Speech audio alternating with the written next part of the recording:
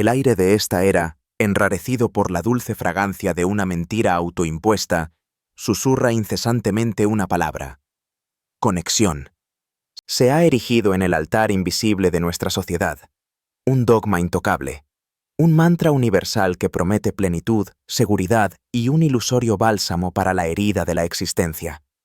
Se nos adoctrina desde la cuna que este vínculo, esta interdependencia perpetua, es la cumbre de la virtud humana, el único camino hacia una vida significativa. Se nos enseña a venerarlo, a buscarlo, a aferrarnos a él como náufragos a un madero, convencidos de que en su abrazo reside nuestra salvación. Miserables, esta sacralidad profana del vínculo no es más que una cadena dorada, un sopor colectivo que anestesia el alma, un espejismo que promete un oasis donde solo hay desierto. Mas, para el espíritu que empieza a despertar, para la mirada que ha osado asomarse más allá del velo de la ilusión colectiva, este coro de alabanzas a la conexión humana resuena como la melodía fúnebre de una civilización enferma. No es, como se pregona, un signo de salud o de evolución, sino el hedor inconfundible de una enfermedad profunda, una huida cobarde y colectiva del abismo existencial del yo. El profeta lo huele. Es el miedo a la soledad, el pánico al silencio del propio ser, la desesperación por no ser nadie para nadie, lo que impulsa esta obsesión insaciable por el vínculo.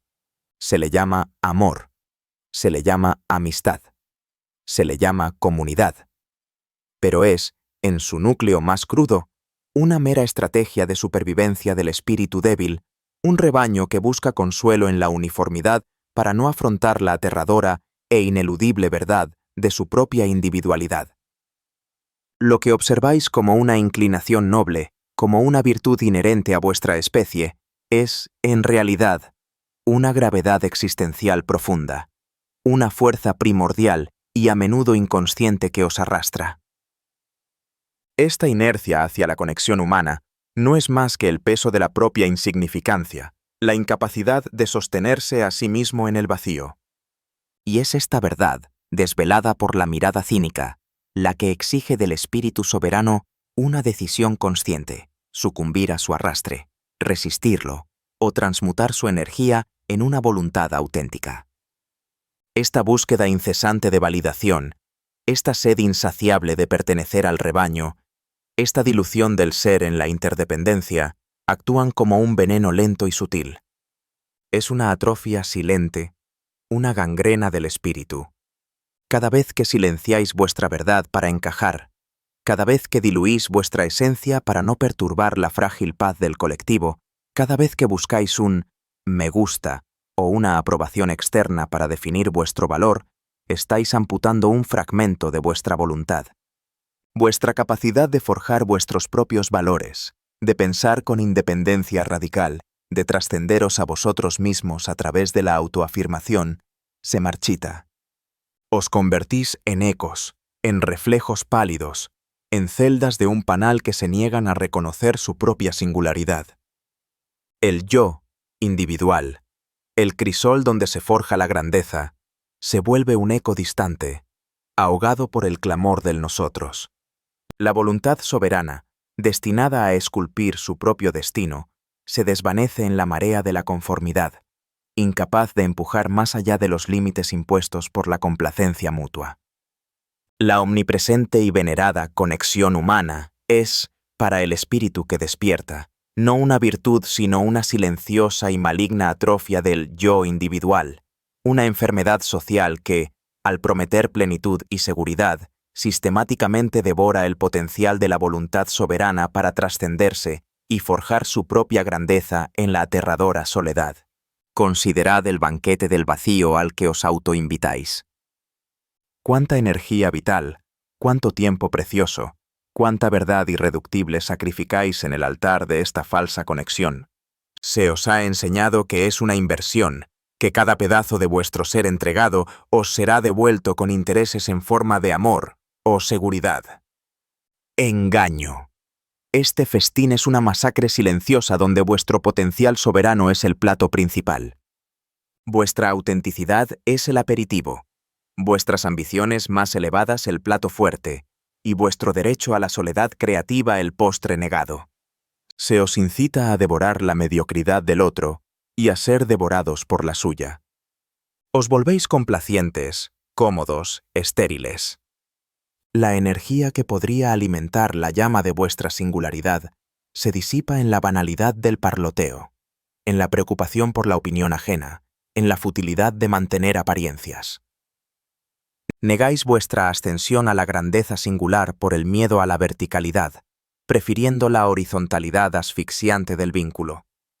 Para el que inicia el verdadero despertar, la primera señal no es una revelación grandiosa, ni un destello de iluminación. No, es algo mucho más primario y visceral, un creciente y perturbador disgusto. Una náusea. Una repulsión por la mediocridad inherente a la felicidad prometida por el vínculo. El consuelo que engendra la debilidad, el pacto silencioso de no desafiar la complacencia ajena, la dulzura empalagosa de la aceptación incondicional del rebaño. Todo ello se vuelve repugnante. Comienza uno a sentir la náusea del que ha comido demasiado dulce y carente de sustancia. Se empieza a percibir que el calor del rebaño es, en verdad, el calor de la putrefacción. Es la náusea del alma que anhela el frío aire de la cima, el vértigo del abismo, la soledad del águila sobre la planicie de la conformidad. Es en esta náusea, en este rechazo visceral, donde comienza la visión clara. La conexión no es un fin en sí misma, es una herramienta o una cadena. Es el primer paso hacia la soberanía, el discernir con brutal honestidad si ese vínculo particular te potencia o te consume, si te eleva hacia tu propia cima o te castra, te ancla en la ciénaga de la complacencia. Un vínculo verdadero, si es que acaso existe, debe ser un catalizador para tu grandeza, no un ancla para tu naufragio. Debe ser un espejo que te refleje tu voluntad, no una ventana a través de la cual escapas de ti mismo. Debe nutrir tu soledad, no anularla. Es la conciencia de la gravedad existencial que os impulsa a la conexión lo que os permite ver. ¿Os dejáis arrastrar ciegamente por ella, o la examináis con ojos fríos, decidiendo si su fuerza os servirá o si debéis romper sus lazos? La aparente inercia hacia la conexión humana no es una inclinación noble, sino una gravedad existencial profunda y a menudo inconsciente, una fuerza primordial que, una vez desvelada por la mirada cínica, exige del espíritu soberano una decisión consciente. Sucumbir a su arrastre, resistirlo, o transmutar su energía en una voluntad auténtica. Y así, llegamos a la verdad más amarga, pero también la más liberadora.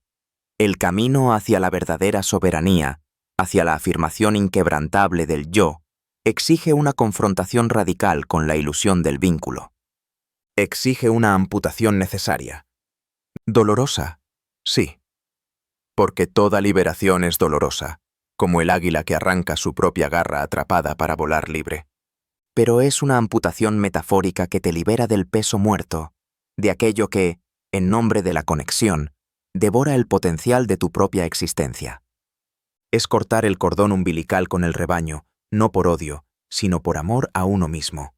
Es la renuncia al calor asfixiante de la cueva para ascender a la montaña, donde el aire es gélido y puro, donde solo la voluntad del escalador determina su destino.